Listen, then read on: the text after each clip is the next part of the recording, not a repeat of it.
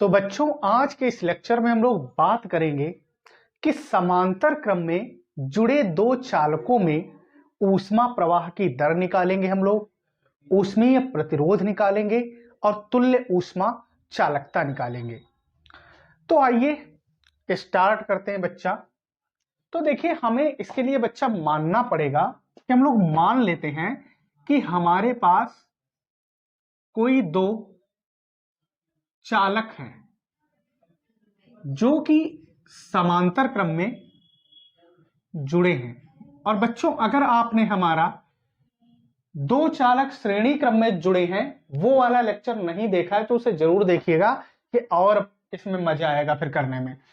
तो बच्चा हमने कहा हमारे पास दो चालक हैं जो कि किस में जुड़े हैं, जो कि समांतर क्रम में जुड़े हैं। अब यहां देखिए इसकी जो लंबाई है वो दोनों चालकों की क्या है, L, जबकि श्रेणी क्रम में हम लोगों ने बच्चा L1 और L2 ली थी। और ऊष्मा प्रवाह की दर जो है बच्चा वो हमने कहा पहले में क्या है H1 और दूसरे की ऊष्मा प्रवाह दर लाल क्या है H2। और कहां हो रही है ये ऊष्मा प्रवाह दर, बाएं से दाएं की ओर हो रही है। तथा इनके जो सिरों के ताप हैं वो हमने कहा पहले सिरे का ताप θ1 है और बच्चा दूसरे सिरे का ताप क्या है θ2 है। लेकिन इनके क्षेत्रफल जो है वो अलग अलग है। पहले का हमने कहा अगर A1 है तो बच्चा दूसरे का क्या है A2 है। और इनकी तुल्य ऊष्मा चालकता जो है वो बच्चा क्या है, पहले की हमने कहा अगर K1 है तो दूसरे की क्या है K2 है। हमने क्या कहा कि दो चालक हैं, किस में जुड़े हैं, समांतर क्रम में जुड़े हैं। इनका क्षेत्रफल A1 A2, ऊष्मा प्रवाह दर H1 H2, ऊष्मा चालकता गुणांक K1 K2 और इनके जो सिरों के ताप हैं वो θ1 θ2 और लंबाई क्या है L है। तो बच्चा यहां पर अगर हम भाषा लिखना चाहें तो लिख लेते हैं ताकि हमें नोट्स बनाने में दिक्कत ना हो। तो स्टार्ट करते हैं बच्चा कि माना, हमने क्या कहा, माना दो चालक किसमें है, समांतर क्रम में जुड़े हैं। माना दो चालक समांतर क्रम में जुड़े हैं जिनके, या कहो जिनके मतलब चालकों के, जिनके क्षेत्रफल बच्चा क्या है A1 व A2, जिनके क्षेत्रफल A1 व A2 तथा ऊष्मा चालकता गुणांक क्या है बच्चा K1 व K2 है, K1 व K2 है। चालकों की लंबाइयां समान परंतु ऊष्मा प्रवाह दर क्या है बच्चा, हमने कहा H1 व H2 है। और सिरों के ताप किसके, चालक के सिरों के ताप क्रमशः θ1 व θ2 है। तब हमें बच्चा क्या निकालना है, सबसे पहले हम लोग निकालेंगे यहां पर ऊष्मा प्रवाह की दर। सबसे पहले क्या निकालेंगे, हेडिंग लगा देते हैं ऊष्मा प्रवाह दर। तो बच्चा सबसे पहले हम निकालेंगे ऊष्मा प्रवाह की दर। तो अगर हम पहले चालक के लिए यहां से बच्चा ऊष्मा प्रवाह देखें तो जैसा कि जानते हैं ऊष्मा प्रवाह दर H बराबर फार्मूला क्या होता है बच्चा, KA डेल्टा थीटा और बटे क्या होता है L। और डेल्टा थीटा क्या होता है, तापांतर यानी कि तापों का अंतर। तो यहाँ पर बच्चा सिरों का ताप क्या है, θ1 से θ2। तो बच्चा ये क्या बनेगा, ये बनेगा तुम्हारा θ1 माइनस θ2, क्योंकि तापों का अंतर डेल्टा थीटा कितना बनेगा, अंतर मतलब दोनों को घटाओ, तो बच्चा θ1 माइनस θ2, ये क्या है, तापांतर। तो अब ध्यान से देखो बच्चा, पहले वाले अगर चालक के लिए हम लेंगे तो अगर हम कह दें प्रवाह दर क्या है h1, तो यहां से क्या हो जाएगा k1 a1, और लंबाई तो l ही रहेगी क्योंकि दोनों की क्या है, समान है। तो ऐसे ही अगर हम h2 निकालें तो बच्चा क्या कहेंगे, k2 a2 और θ1 माइनस θ2 बटे क्या हो जाएगी, लेंथ l। अब हम बच्चा अगर कुल दर इसकी निकालें तो ऊष्मा प्रवाह की दर समांतर क्रम में बच्चा h बराबर कुल क्या बनेगी, h बराबर h1 और प्लस लाल क्या हो जाएगी, h2।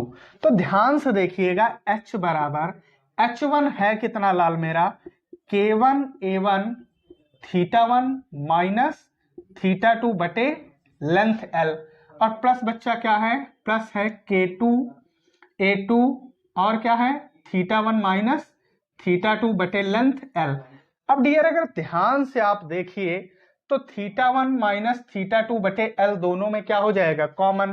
तो हम कहेंगे ये h बराबर आएगा, कॉमन क्या होगा बच्चा, θ1 माइनस θ2 बटे l का हो गया कॉमन।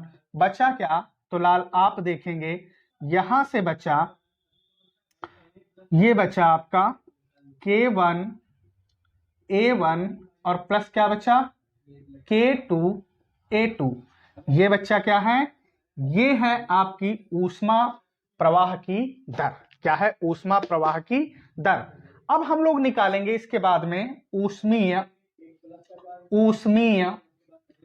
प्रतिरोध, जैसे हम लोगों ने श्रेणी क्रम में निकाला था, अब यहां पर ऊष्मीय प्रतिरोध निकालेंगे।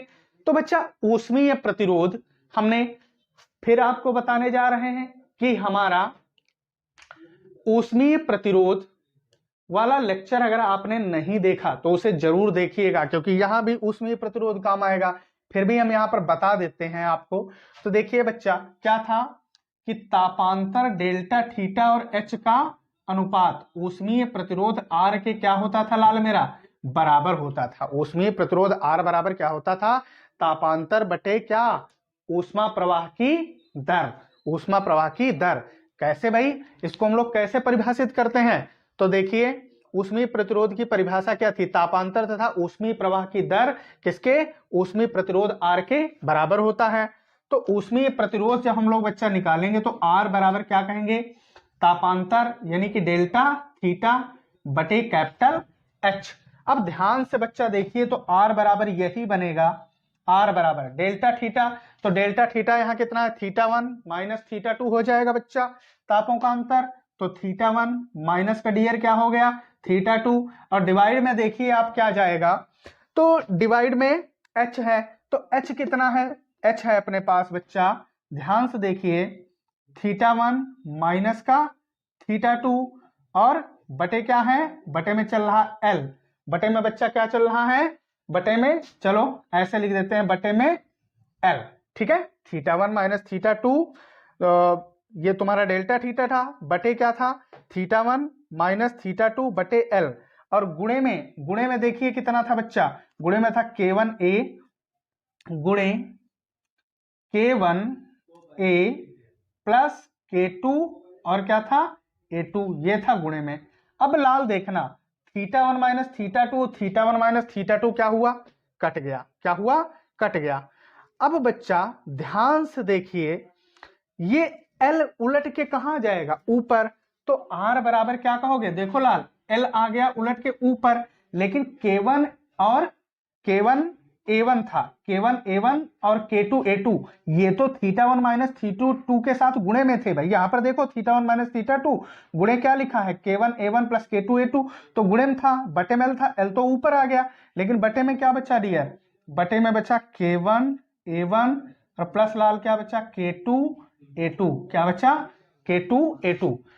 अब लाल ध्यान से अगर आप देखें तो हम इसी को कह सकते हैं कि R बराबर ये क्या हो जाएगा, ये हो जाएगा L बटे, हम इसको कह सकते हैं K1 A1 और प्लस क्या कह सकते हैं L बटा K2 A2। क्या आएगा R बराबर L बटा K1 A1 और प्लस L बटा K2 A2। अब बच्चा एक बात और, या तो आप क्या करिए इसको यहां पर छोड़ दीजिए, ये आपका क्या हो जाएगा ऊष्मीय प्रतिरोध, चाहे यहां छोड़ दीजिए।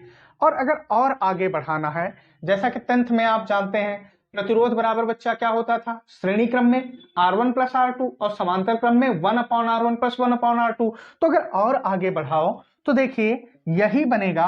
अगर डियर हम इसको ये कह दें 1/R, भाई R को हमने क्या कह दिया 1/R, तो यहां से देखिए ये कितना हो जाएगा, फिर ये भी तो 1 जाएगा, तो 1 ये बच्चा हो जाएगा L बटे K1 और डियर क्या हो जाएगा A1, क्या हो जाएगा K1 A1 और प्लस डियर इधर से ये क्या हो जाएगा प्लस 1 बटा इधर से हो जाएगा L बटा K2 और डियर क्या हो जाएगा यही A2, क्या हो जाएगा K2 A2। अब जैसा कि हमने आपको देखिए हम फिर बता रहे हैं, अगर आपने हमारा श्रेणी क्रम दो चालकों का श्रेणी संयोजन अगर आपने नहीं देखा है तो वो जरूर देखिएगा, वहां पर हमने इस सूत्र को खोला है। अगर फिर हम यहां से खोलेंगे तो ये काफी लेंथ इसकी बड़ी हो जाएगी, तो बच्चा वहां हमने समझाया है। तो वहां से आपने देखा था कि L बटे के ए क्या बनता था R, तो L बटे K1 A1 यहां क्या बनेगा R1 और L बटे K2 A2 क्या बनेगा बच्चा R2। देन हम कहेंगे कि 1/R बराबर यही क्या लाल बन जाएगा 1/R1 और प्लस डियर 1 क्या बन जाएगा R2। ये लाल हमारा क्या है समांतर क्रम का सूत्र है। ठीक है, यही तो होता था समांतर क्रम में तुल्य प्रतिरोध, यानी कि तो समांतर क्रम में बच्चा तुल्य ऊष्मीय प्रतिरोध हमने निकाल लिया है। बच्चा हम लोग निकालेंगे तुल्य ऊष्मा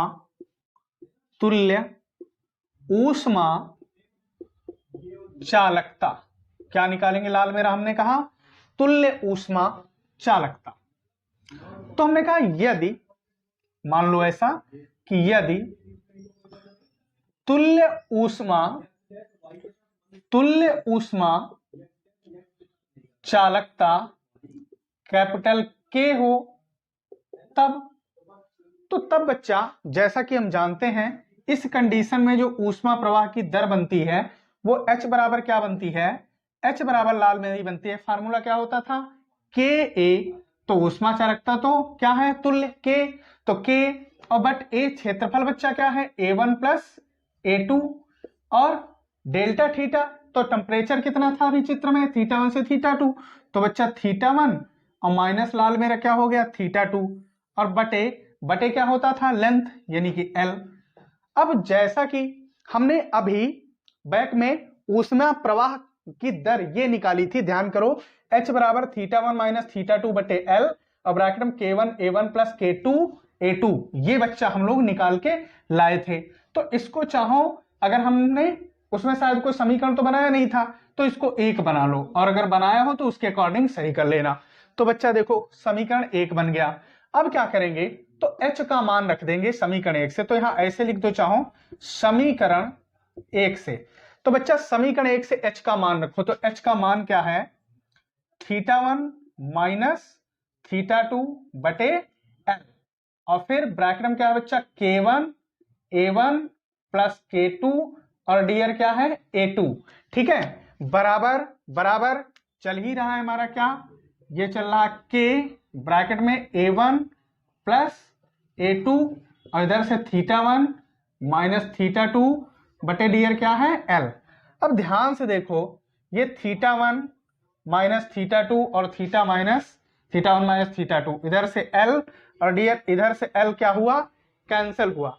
तो आप ध्यान से देखिए ऊष्मा चालकता गुणांक K बराबर क्या निकल के आएगा, K बराबर बच्चा इधर से क्या चल रहा है ये K1 A1 plus K2 A2 बटे बच्चा ये इधर किस में है गुणे में, इधर आएगा तो बटे में, तो बटे डियर हो जाएगा A1 प्लस A2।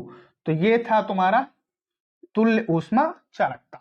अब अगर और आगे बढ़ाना है तो हम क्या कह दें कि यदि क्षेत्रफल भी क्या है समान, तो हम कहेंगे कि यदि क्षेत्रफल A1 बराबर बच्चा A2 बराबर किसके हो A के हो, तो इस कंडीशन में देखिए यही बनेगा बच्चा मेरा K बराबर K1। अब A1 क्या हो जाएगा, A1 A2 A है तो K1A और प्लस लाल K2A और बटे क्या हो जाएगा, A1 भी A A2 भी A।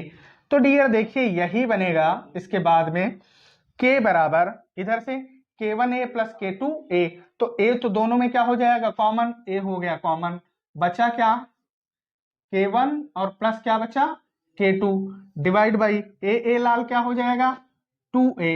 अब ध्यान से देखो ये A और ये क्या हुए, A मर गए, तो K बराबर क्या बचा यहां से dear, K1 plus K2 by 2। यही है हमारी तुल्य ऊष्मा चालकता। तो बच्चा हमने ऊष्मीय प्रतिरोध भी निकाल लिया, ऊष्मा प्रवाह की दर भी निकाल ली और तुल्य ऊष्मा चालकता के भी हमने निकाल लिया। अब अगर आप इसका स्क्रीनशॉट लेना चाहो बच्चों तो ले लीजिए। और हम आशा करते हैं कि हमारा वीडियो आपको पसंद आया होगा। अगर हमारा वीडियो आपको पसंद आया तो वीडियो को लाइक करिए, शेयर करिए, और अभी तक अगर आपने हमारे चैनल को सब्सक्राइब नहीं किया है तो चैनल को सब्सक्राइब करिए। आज के इस लेक्चर में बस इतना ही, मिलते हैं अगले लेक्चर में। धन्यवाद।